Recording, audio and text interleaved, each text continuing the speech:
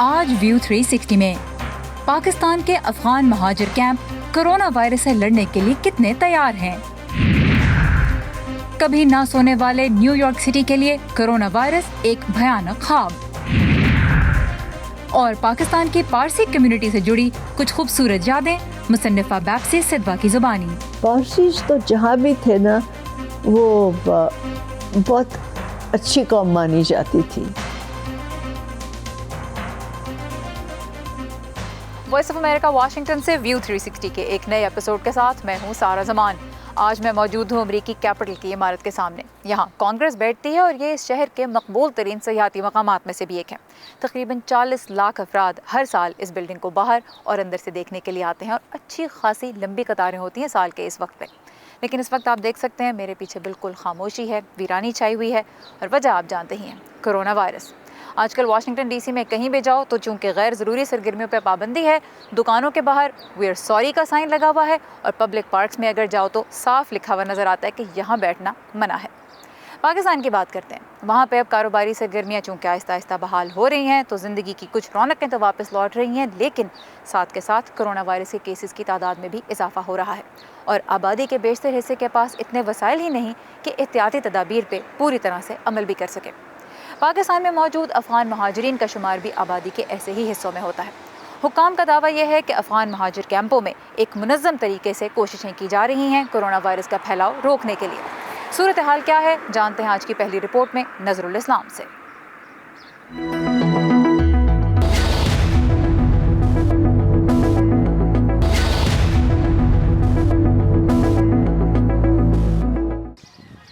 پشاور کے مضافات میں واقع یہ کچی بستی کبابیان کیمپ ہے۔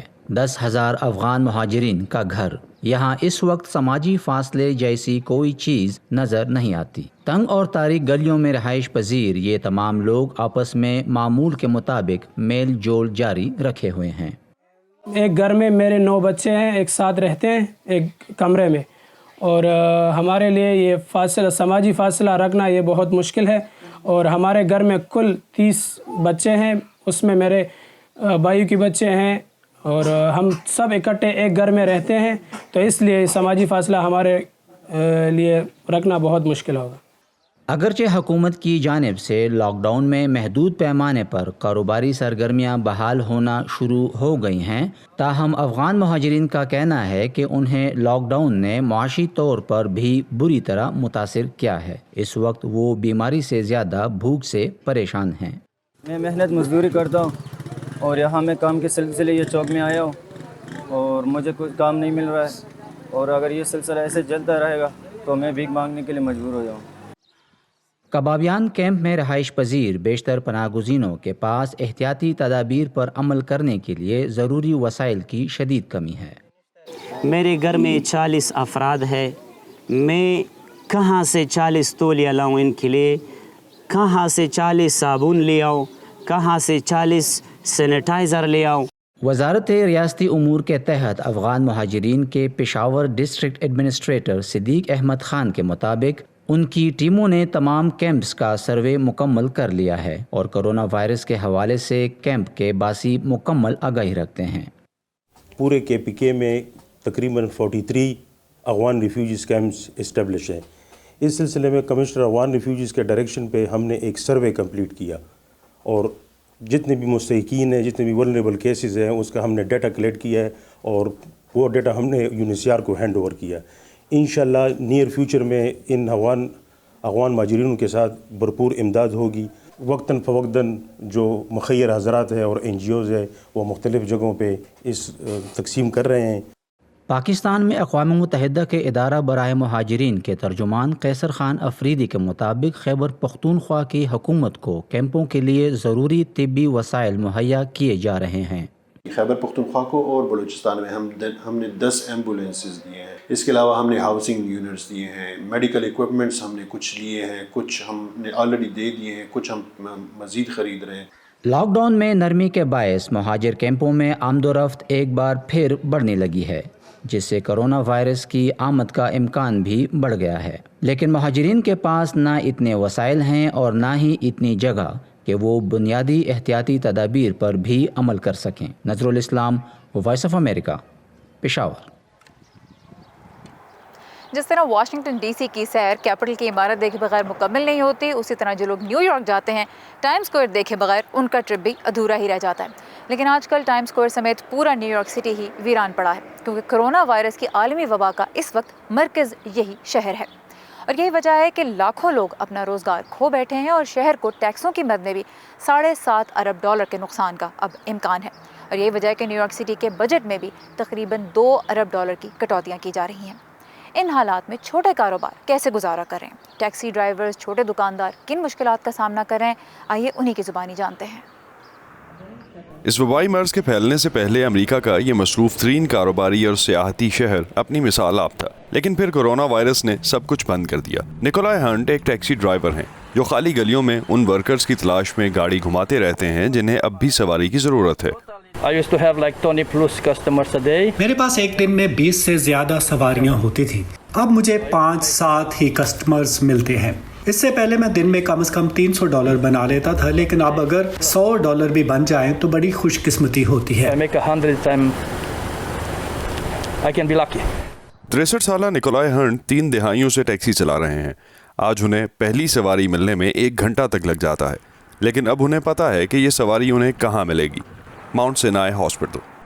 अस्पताल के अमले की शिफ्ट रात 7 से 8 के दरमियान तब्दील होती है। एक बार जब आप इनमें से एक या अगर आप बहुत खुशकिस्मत हो तो 2 को घरों तक पहुंचा दें तो फिर कोई वजह नहीं सड़कों पर रहें, क्योंकि इसके बाद कोई कस्टमर नहीं मिलता। न्यूयॉर्क जिस ट्रैफिक के इज़्दिहाम के लिए मशहूर था वो गायब हो गया है। शाम के रश के वक्त में अब कोई दफ्तर से घर जाने की जल्दी में नहीं है, कोई बॉल गेम्स या दीगर सरगर्मियों से घर नहीं जा रहा। लेकिन निकोलाई हंट का कहना है कि उसे खाना चाहिए अपने लिए और अपने ख़ानदान के लिए, जिसके लिए वो हुकूमत की मदद का इंतज़ार नहीं कर सकता, जो नहीं मालूम कब आएगी। एक आदमी था जिसने हमें 2 दिन पहले फ़ोन किया था कि सब कुछ बंद है और मुझे नहीं मालूम कि मैं आपके बगैर क्या करूँगा। वो आदमी 85 साल का है, तो हमने उसे कहा कि अगर हम बंद भी हो जाते हैं और मुझे अपने घर जाकर आपके लिए खाना बनाना पड़ता है तो मैं ये भी करूँगा। उनके बरक्स जब तक तमाम कारोबार बंद नहीं होने लगे, बेथेस्दा ब्रादरान नहीं जानते थे कि उनका ग्रॉसरी स्टोर उनके इलाके के लिए कितना अहम है। ये एक घोस्ट टाउन रहा है जहाँ बहुत से लोग आते थे। आप जानते हैं, यहाँ के आसपास के प्लम्बिंग सप्लायर्स, हार्डवेयर स्टोर्स के मजदूर जिनके पास में दफातर हैं, वो दोपहर का खाना और नाश्ते के लिए आते थे। अब ऐसा हुजूम नहीं है। दोनों भाइयों का कहना है कि अगरचे उन्होंने कारोबार में 30 से 40% की कमी देखी है, लेकिन उन्होंने कभी भी अपने आप को कम्युनिटी के इतना करीब महसूस नहीं किया। मारियामा डियालो के साथ Asadullah Khalid, voice of America.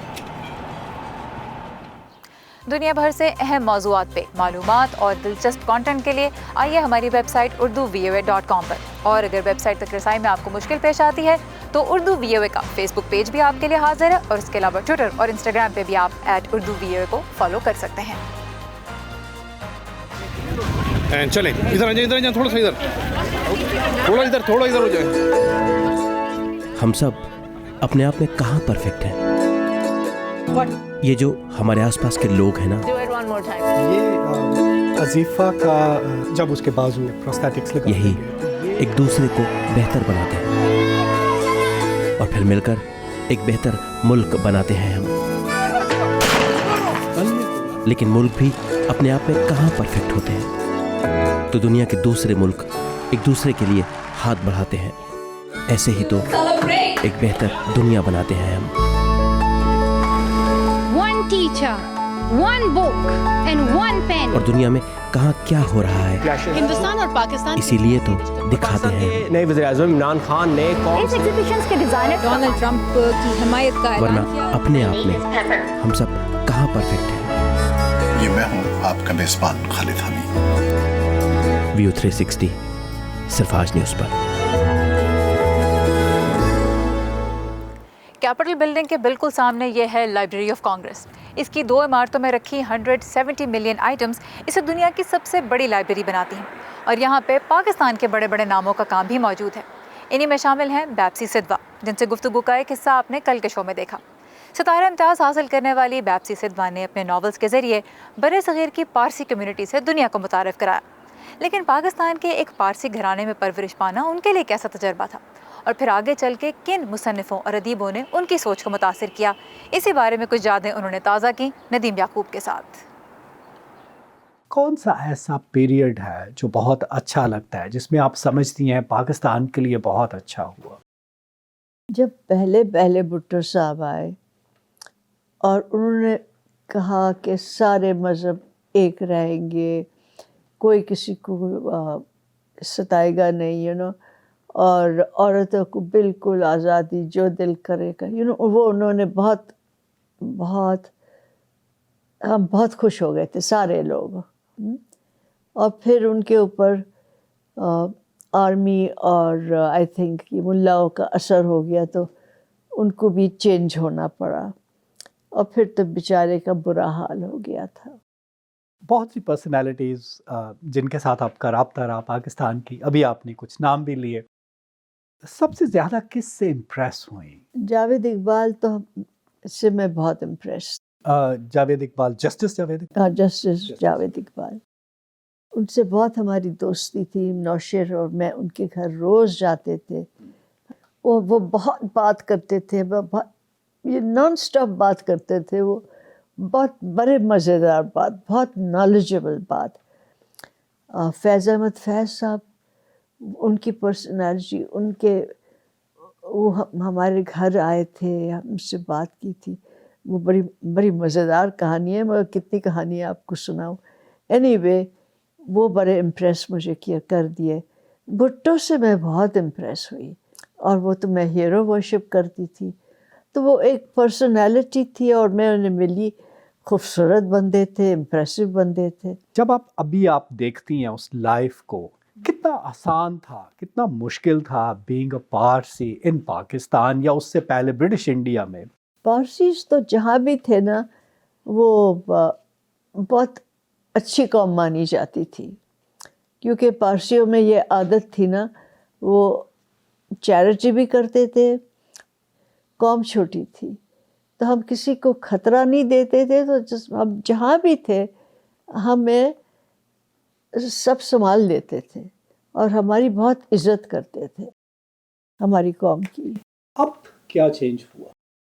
ابھی بھی وہ تو بات ہے، مگر اب وہاں پاکستان میں بہت کم پارسی رہے ہیں، زیادہ تر سارے انگلینڈ یا امریکہ چلے گئے ہیں، مگر آہستہ آہستہ جب خاص طور پہ ضیاء کے سال میں اسلام بہت آیا، اور اس کے بعد سخت باتیں ہونے لگی، تو ایک خوف آ گیا کمیونٹی کو، حالانکہ کسی نے ستایا نہیں تھا، مگر کمیونٹی آہستہ آہستہ باہر نکلنا شروع کر دی۔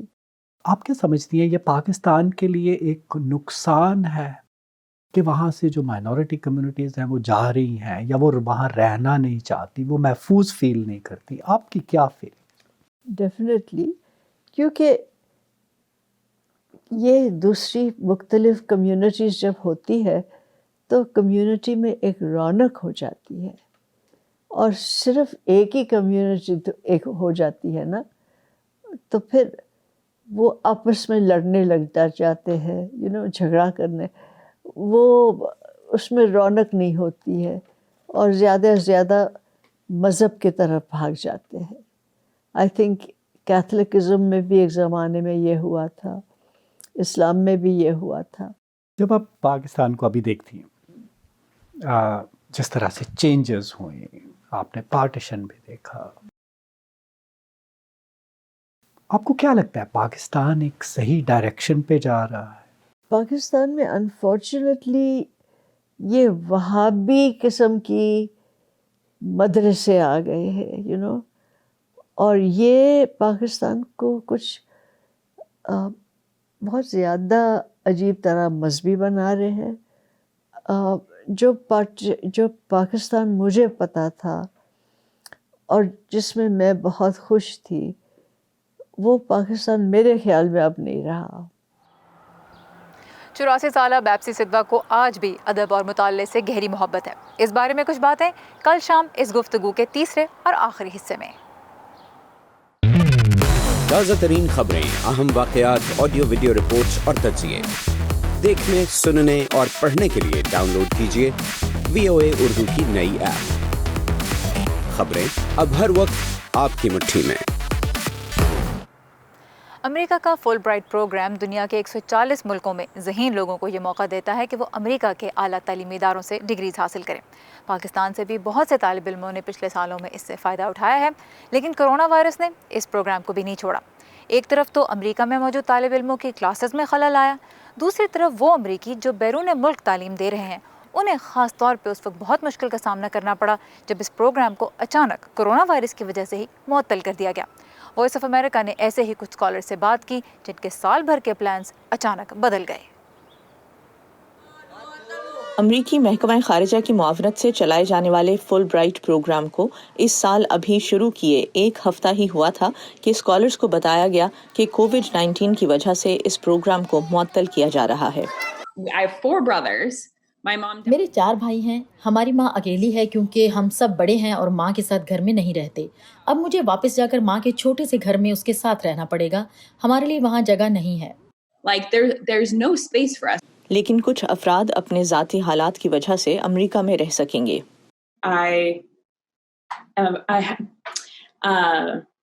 Don't have a great relationship with my family back home. मेरे खानदान के साथ मेरे ताल्लुकात अच्छे नहीं हैं और रहने के लिए भी कोई अच्छी जगह नहीं।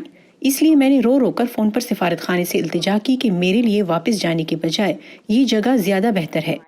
Like mental health wise, this is a much better place for me to be than going back home. इस साल के प्रोग्राम में अभी 8 माह बाकी थे कि महकमा खारिजा ने मार्च में इस प्रोग्राम को मनसूख कर दिया। तलबा को अमेरिका के लिए फ़्लाइट्स पकड़ने के लिए भाग दौड़ करना पड़ी। कुछ ने कहा उन्हें पहले ही चले जाना चाहिए था। मुझे महकमा खारिजा से कुछ मायूसी हुई कि उन्होंने फैसला करने में बहुत देर की। फुल ब्राइट स्कॉलर्स होने की वजह से हमें बरास्ता यूरोप अमेरिका जाना पड़ा। बहुत देर हो चुकी थी क्योंकि इटली में तो सूरत हाल पहले ही काफ़ी ख़राब हो चुकी थी। मैं बहुत परेशान थी। Things had already blown up in Italy and I was pretty uncomfortable. Voice of America को भेजी गई एक ईमेल में bureau of educational and cultural affairs के तर्जुमान ने लिखा है कि 28 फरवरी से उनकी तरफ से दुनिया में मौजूद अमरीकी फुल ब्राइट स्कॉलर्स को मुकम्मल मदद फराहम करने और बार बार उन्हें अमरीका वापस लाने पर जोर दिया गया। March 11th we get a text or an email. 11 मार्च को हमें एक ईमेल या टेक्स्ट आया, लिखा था हम यही कहेंगे कि आप मौसम बहार की छुट्टियों में सफ़र ना करें। 2 दिन बाद एक और पैगाम में जोर दिया गया कि आप वतन वापस चले जाएं। तो यहाँ माहौल बहुत तेजी से तब्दील हुआ। So the mood just changed really fast. Program के शुरका को अब फारिगुल तहसील समझा जाएगा और उन्हें फुल ब्राइट स्कॉलर का एजाज़ हासिल होगा और जून तक इन्हें मुआवजा भी मिलेगा।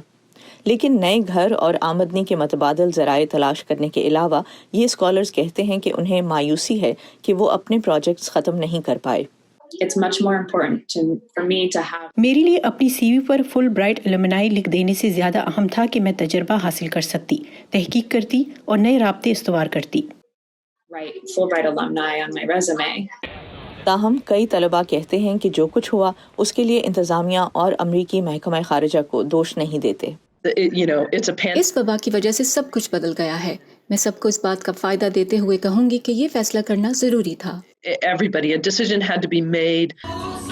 फुल ब्राइट स्कॉलर्स अब चाहे अमेरिका में या जिस भी मुल्क में रह रहे हों नई मुलाजमतें तलाश कर रहे होंगे, मगर बाकी मानदा साल के लिए उन्हें अपने करियर में तब्दीली के बारे में सोचना होगा। ईशा सराय के साथ नुखबत मलिक, वॉइस ऑफ अमेरिका। आजकल सभी जगहों पे वालिदैन के लिए ये चैलेंज बना हुआ है कि कैसे घर से दफ्तर का भी काम करें और साथ साथ बच्चों को भी पढ़ाएं। लेकिन ऐसे में बहुत से दादा दादी और नाना नानी मदद के लिए आगे बढ़ रहे हैं क्योंकि ग्रैंड पेरेंट्स का स्कूल तो कभी बंद नहीं होता। टेलीविजन एडिटर जेसन स्मिथ की 2 बेटियां हैं जिनकी उम्र 8 और 4 साल है। बहुत से वालिदैन की तरह वो भी कोविड-19 की वबा की वजह से घर से काम कर रहे हैं और साथ ही साथ बच्चों को पढ़ाने की कोशिश भी कर रहे हैं। मैं बहुत सारे उन लोगों की तरह होम स्कूल चला रहा हूँ जिनको इसका कोई तजुर्बा नहीं है। मेरी अहलिया एक टीचर है लेकिन वो सारा दिन मसरूफ रहती है और इसी वजह से हमारे बच्चों को मैं पढ़ा रहा हूँ। जेसन के वालिद डेविड स्मिथ तालीम के शोबे से वाबस्ता रह चुके हैं और अपने बेटे के लिए कुछ करना चाहते हैं। And then I like to end up with something real, like the diorama. उन्होंने इस पर तबसरे भी किए जिस पर मुझे थोड़ी हैरत भी हुई। What it may have looked like. वो ऐसे पढ़ाने की कोशिश कर रहे हैं कि उनकी पोतियों को समझ भी आए और वो उससे लुत्फानंदोज भी हों। This happened enough. लेकिन मजा आया, मुझे लगता है उन्होंने शायद कुछ सीखा भी है। Something they were familiar with. David Smith अगला सबक पढ़ाने की तैयारी कर रहे हैं जो दरिया की कश्तियों के बारे में होगा और इसके लिए भी एक मॉडल वो घर में बैठे बैठे बना चुके हैं। एलिजाबेथ ली के साथ Iram Abbasi, voice of America.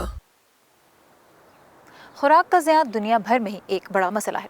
America के महंगे रेस्टोरेंट्स में अक्सर बहुत सी सब्जियां और फल सिर्फ इसलिए ज़ाया हो जाते हैं क्योंकि वो प्लेट पे पेश करने के काबिल नहीं होते।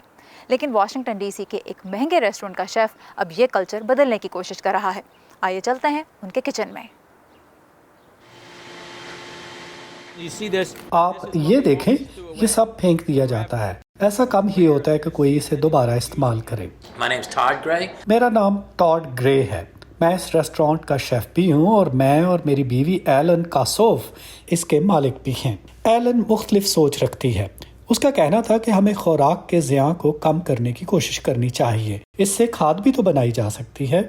शादी के बाद एक जोड़े के तौर पर जब आप कोई कंपनी चला रहे होते हैं तो आप मामलात को ज्यादा गहराई में जाके देखते हैं। दोनों की सोच इसके पीछे कार फरमा होती है। ऐसा नहीं होता कि आप मामूल के अंदाज में बस ये कह दें कि रेस्टोरेंट में खुराक के ज़िया को रोकना है। किचन के माहौल का इन्हिसार शेफ की तरबियत पर होता है जो हमेशा ये बताता है कि कुछ भी ज़ाया नहीं करना। आप इनको छोटे छोटे टुकड़ों में इस तरह काट लें। ये पकाने से पहले थोड़ी सख्त होती है लेकिन पकने के बाद नरम हो जाती है।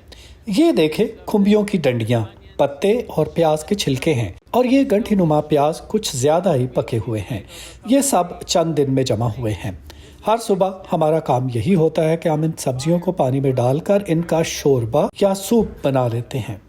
ये चुकंदर की डंडी है, इसे इस तरह फ्राई करके इस्तेमाल करें। लिहाजा मैंने सोचा क्यों ना इन्हें इस तरह फ्राई किया जाए और किसी भी सादा सी चटनी और कुछ मसालों के साथ पेश किया जाए। हमने यहाँ हर एक को ऐसी ही तरबियत दी है कि कोई भी सब्जी जो हम काट रहे हैं या खाने की तैयारी में इस्तेमाल हो रही है उसे कूड़े में नहीं फेंकना। कूड़े में फेंकने की बजाय हम इन्हें खाद बनाने के लिए किचन में मौजूद इन नीली बाल्टियों में डाल देते हैं। जो भी बचता है इनमें जाता है। It's only 11 o'clock in the morning and we've already filled up, it's heavy, at least 15 pounds. I provide them with clean buckets. They fill those buckets up with food waste. मैं साफ बाल्टियां फ्राहम करता हूँ। जब ये बचे खुचे खाने से भर जाती हैं तो मैं उन्हें ले जाता हूँ और उनकी जगह साफ बाल्टियां रख देता हूँ।